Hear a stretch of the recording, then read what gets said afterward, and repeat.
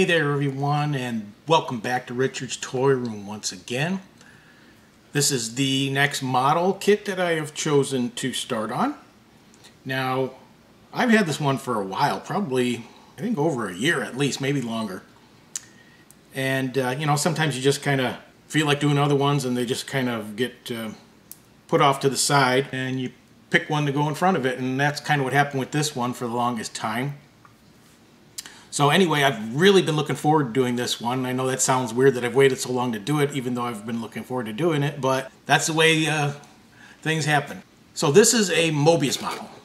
Now, I did a review a while back on my first Moebius kit, which was that, I think a 53, if I'm not mistaken, Hudson Hornet, or Hudson something. That kit was awesome. I mean, I couldn't and can't say enough about this company. I'm hoping that that wasn't a fluke and that this kit is just as nice. Now, everything that I've seen so far, I looked through the parts, I looked through the instruction booklet, and it looks pretty similar to the Hudson kit that I did. So I've got fingers crossed that this one's going to be just as nice and go together just as nice and look just as nice when I'm done.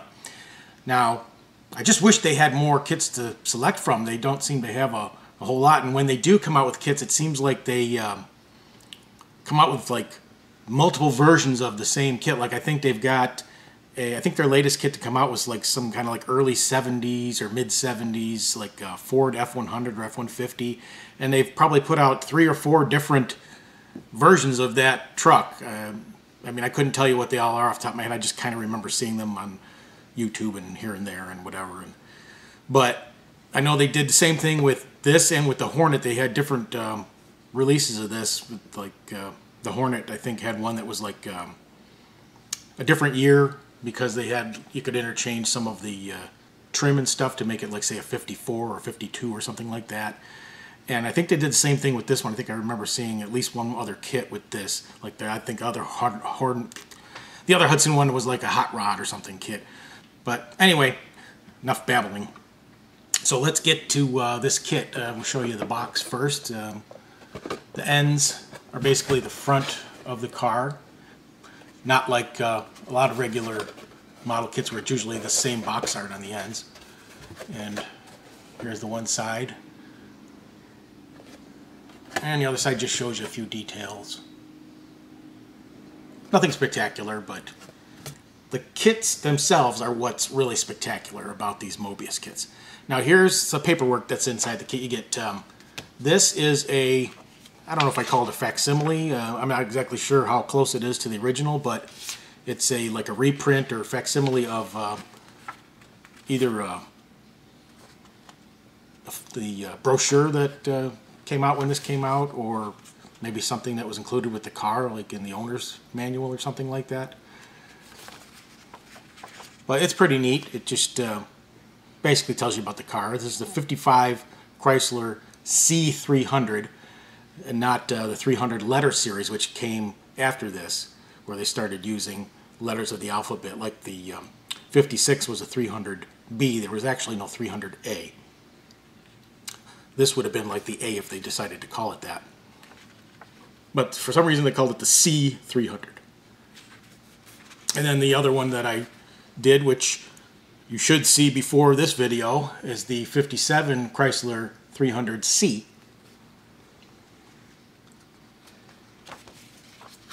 So this will look nice sitting next to that. So that's what's in there. Then here's the assembly manual. These are nice. Now, they're like full color. And look at this. Pictures of the model. It gives you all the details and shows you the colors of what to do and what to paint and how it's supposed to look.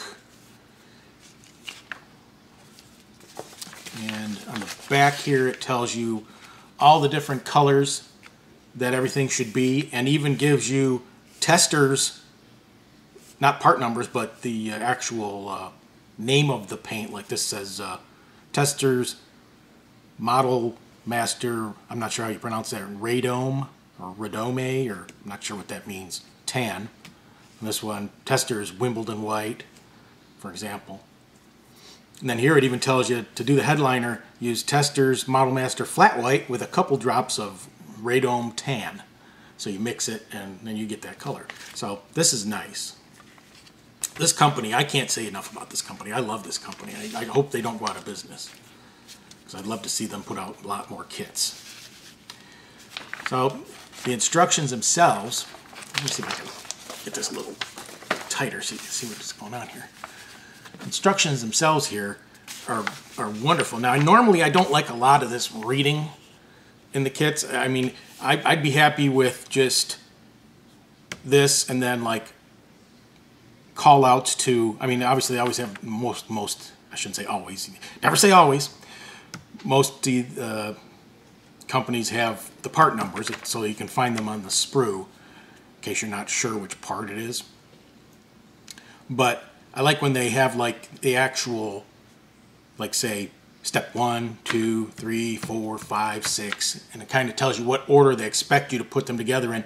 And that helps you to not kind of screw things up, because I mean, if you go and say put in, say you're not supposed to put in this manifold before you put in the cylinder heads, like because it's got a peg or something in it that goes into the cylinder head, then you put the manifold on, you can't get the cylinder head in. So I mean, it'd be nice if they, you know, at least called out what order they want you to put things together in. But they do that over here. They tell you what to do. Cement right engine half to left engine half, then cement right cylinder head and left cylinder head, blah, blah, blah, blah. But they do it in a way that's not irritating, like some old instructions that I've read. And they're very detailed.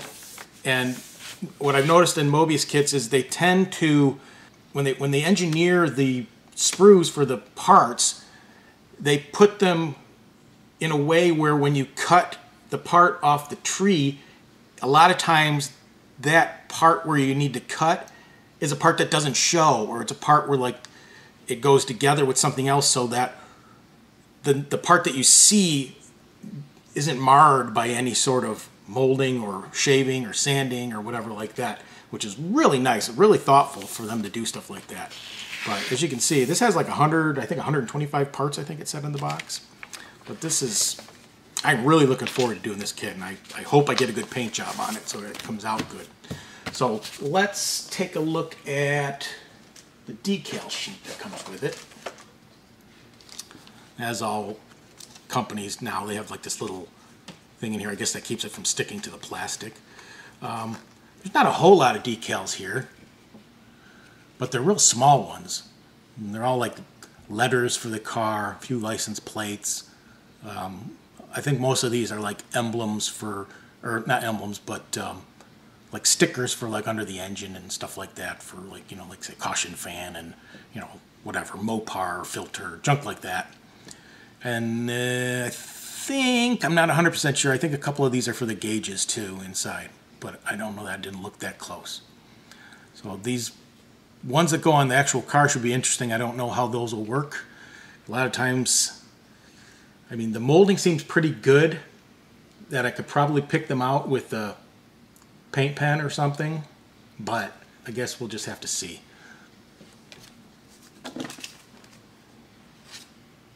Make that decision when the time comes. So I got this handy, so let's look at this. Here's the clear and red parts. You get two taillights, and you got your front and rear windshields, and then the vent windows and the headlights. And I think these are turn signals or markers down here. Well, you can see those are not in the plastic. I don't like taking them out ahead of time for fear of scratching them. I just wanted to show you, I took everything else out of the bags, but on the chrome, I want you to see how they pack this. Now, see how they take enough care, since everything in the chrome is not on one tree, they put this tissue in here to keep everything from rubbing while it's in the box. Because these are made in China, and they got to come across on a slow boat from China, literally. But here's what you got in here, tissue. So you've got these beautiful fender, fin, whatever you want to call them things. Nice grill here that's already, you don't have to paint in the between the grill, that's all molded with the holes there. You got your bezels for your headlights. Not sure what these are down here. Chrome license plate brackets. And then, interestingly, now I didn't look in the instructions yet, but it looks like they give you two different options of wheels. These look like they're wire wheels here. And then these ones look like the original wheel covers. And then you got your mirror, your aerial, and I think those are exhaust, I forget what they're called, tips, chrome exhaust tips. Yeah, those are cool looking. They're kind of the, I think they're called, I can't remember what the name of these, like fishtail or something like that. I forget. All right, let's get out all the, I want to say white, but we'll call it off-white because they don't really mold in white. It's more of a, I don't know what you call this, almond color. You do get a lot of parts in this kit. Let's see if I can get them all on the screen here. I think I can get most of them.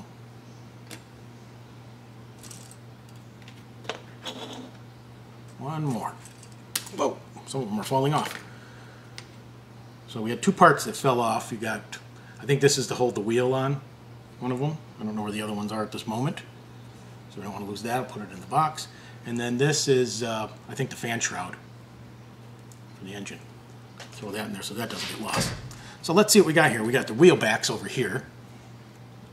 Nothing special about those.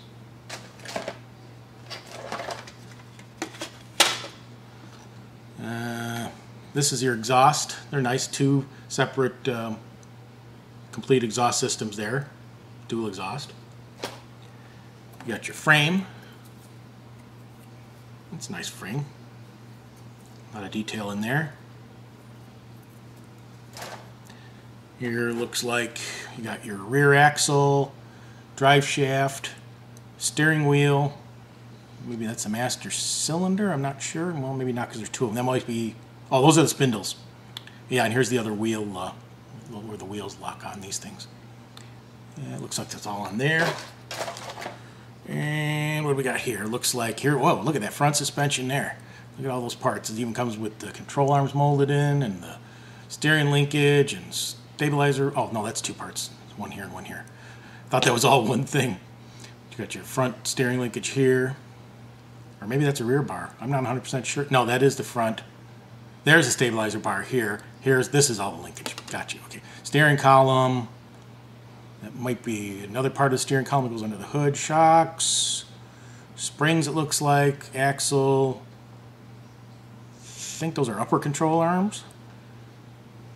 And these, I think, are shock mounts.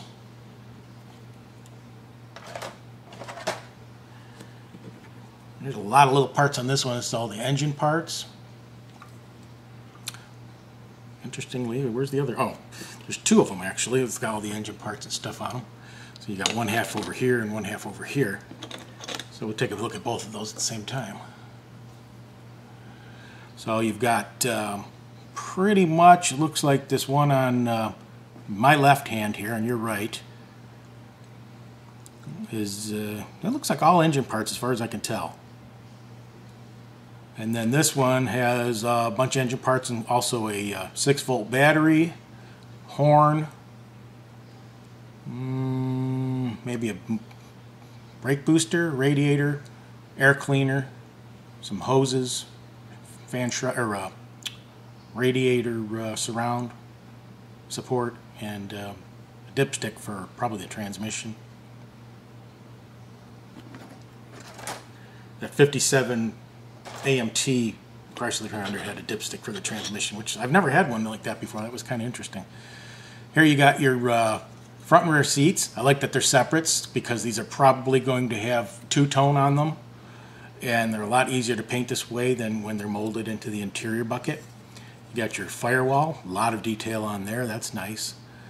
And here's your dashboard. Got a lot of detail in there too. A lot of deep detail. That should be easy to pick out. And the last tree, you got your door panels with some deep detailing, but no real texture on there. I'm guessing the real car probably doesn't have any, because there's like absolutely no texture. They're flat as a board. And you got your hood, and this is probably the back of the front seat. And under the hood you got some textured sound deadening molded in there. And then the last thing in the kit, which I always say for last, because it's the coolest part usually. Get this out. Here's your inner floor, well, inner and under floor pan with your gas tank molded in, your spare tire hump molded in. Trunk doesn't open, so you can't look in there to get your to put a spare tire in. You got some nice detail molded under here. You got some nice carpet texture molded in here. Not sure why this is all molded back here. I think the rear seat sits over this, so I don't think it even shows. So that's interesting that they would take the time to mold all that in there. Oh, you know why? I'll bet you. They probably released this kit as like a drag car or something, and you wouldn't put the rear seat in that, and this would show. I'll bet you that's why that's molded in. And finally, this beautiful Chrysler body with very fine letters, detail molded into here.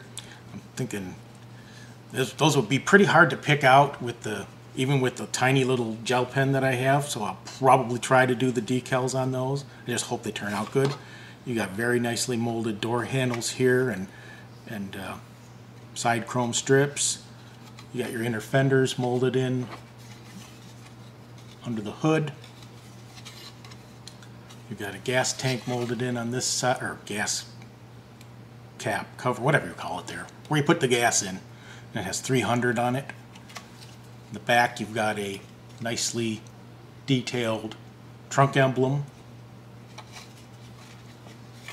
Wipers up here molded in, you can pick out. Here's the front. Again, same thing up here as the trunk.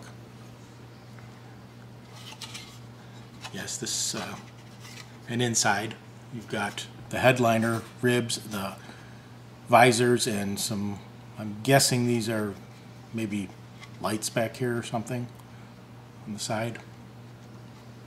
I don't know how much those are showing on the camera back here, the C-pillar. Guess we'll figure that out when I do some research. But yeah, this is going to be a nice kit. I'm looking forward to doing this one. So, and I didn't see any flash or anything to speak of like that on this kit. There are a few molding lines that have to be sanded out, like here across the trunk and down here. I swear, did I just see? Oh, maybe it was the front. Yeah, there's some. No? Where the heck did I see those lines? Oh, down here. Down the side of these rear fenders, there's a molding line basically going all the way across here like that. I don't see one on the front here. Oh wait, yeah, there is. There's one going across the front the same way, across the side of the headlight here. That looks like the only parts that need to be sanded out. A little bit on the C-pillar too, just a little bit. There's not much on this side, but there is one on this side. Not a lot. I mean, I've seen way worse. So, oh yeah, really quickly, I totally forgot to show you the tires in this kit. What you got here are no-name tires, but they got these wonderful, already pad printed, I guess that's what they're called, white walls. Really nice. I like these a lot better than putting those inserts in. So, sorry I forgot those. Stay tuned. Okay, so let's do a quick interim update on this 55 Chrysler C300. As you can see, I painted it red, and you already knew that. There's actually not a whole lot left on this. You see I did the interior here. I'll give you a little better look at that in a minute. Here's the underneath.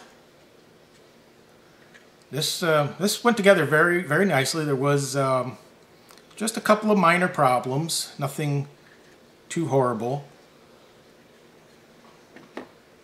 The paint came out okay. It's got a little bit of orange peel to it, but it's good enough. you know, I don't want to. If it comes out good enough, I'm usually kind of okay with that, because I've had so much problems with paint already. But I put the battery in. I've got the radiator shroud in. I still have to do the headliner. I have to paint that. I've painted the inner fenders, so that's all ready to go. I've got the firewall. That's what's going in next. Well, actually, yeah, firewall's going in next, but I have to do the chrome trim and stuff with the Molotow pen, and then I've got like the decals left. The issues that I had, okay, on this, the wheels, I had to glue them in place. They don't turn, because the design that they came up with on these, they had those little, if you remember, they had the little retainers that go in the middle between the outer rim and the inner rim, and it's sandwiched in there, and then they glue onto the spindles. The problem is they were so loose in there that you could push them almost all the way into the wheel, because there was too much space in the middle.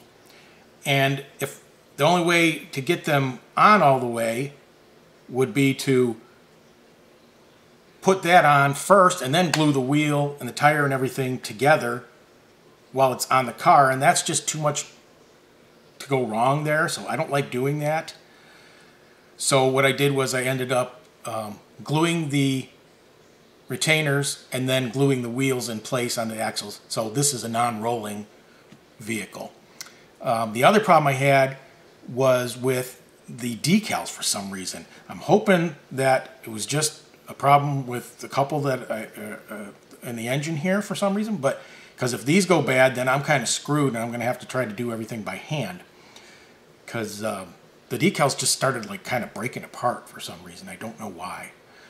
So I'm crossing my fingers that these ones for the emblems and stuff will work, because that's a lot of fine stuff to try to be touching up with pens and markers and paint. So, oh, the other thing I had a problem with was following the instructions, like to the letter. I put the body to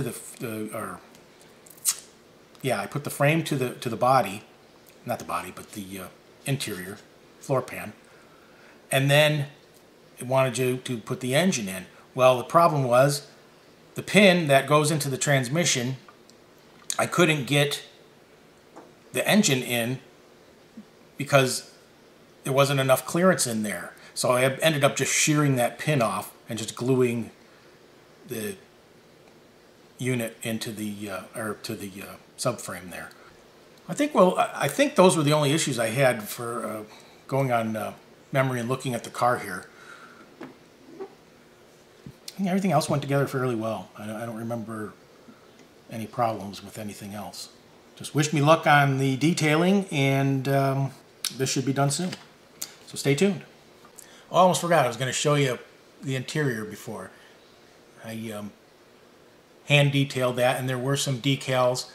Oh, now that I remember it, the decals didn't fit very well in the dash here either. They, for like the gauges, they kind of were just a little bit too big. I guess maybe if I had known that, I would have trimmed them close to the image, and then they probably would have fit perfect. But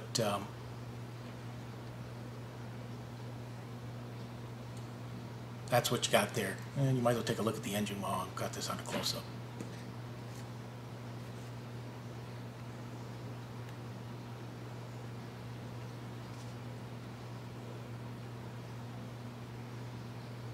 Nice detailed engine. You know, I gotta apologize. I don't know what I was thinking. I'm working on too many things at once. But of course there's not 3 or 4 parts left on this car. I've got the bumpers, the tail lights, the grille, the headlights, the windows.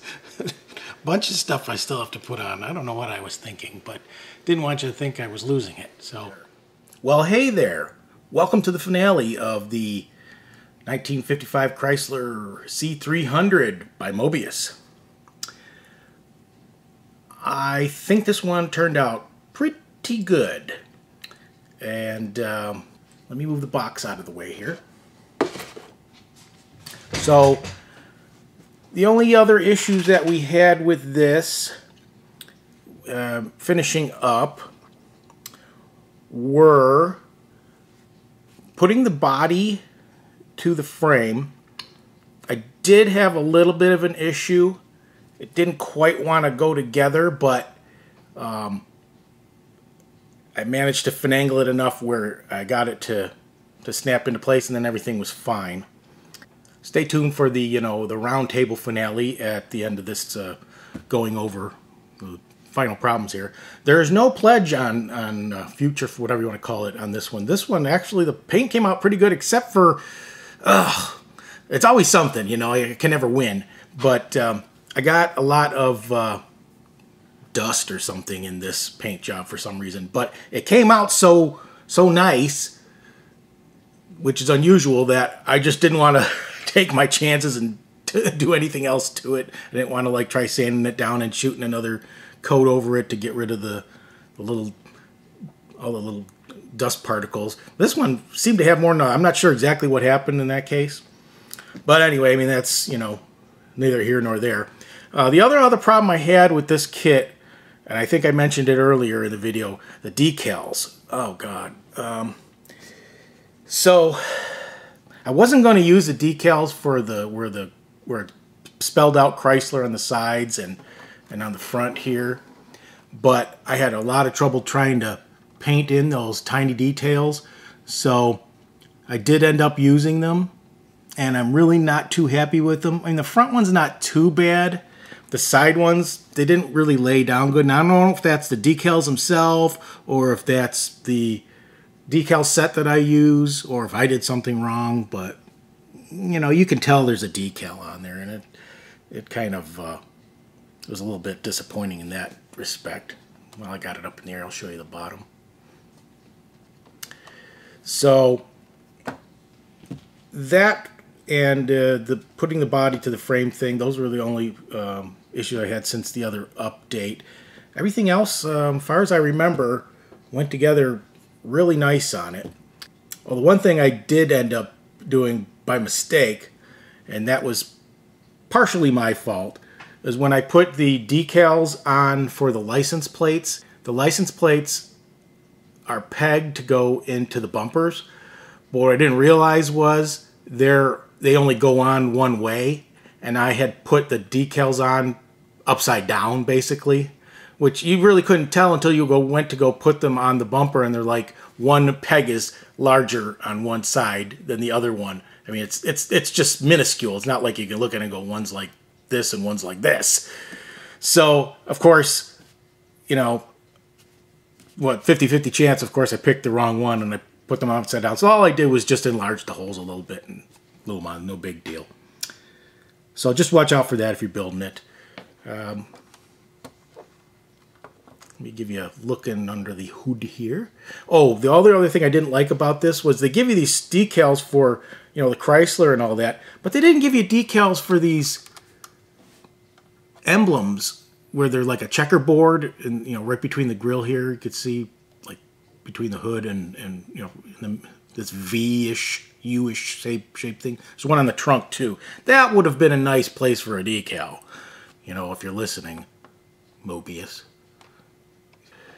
Anyhow, so here's a look under the hood. I got yelled at for not showing under the hood on the last model, so take a peek, see what you see what you like. Again, problems with the decals, but nicely detailed. I'm pretty happy with this kit. Let me just give this a quick dust and get out the turntable, and we'll be done with this.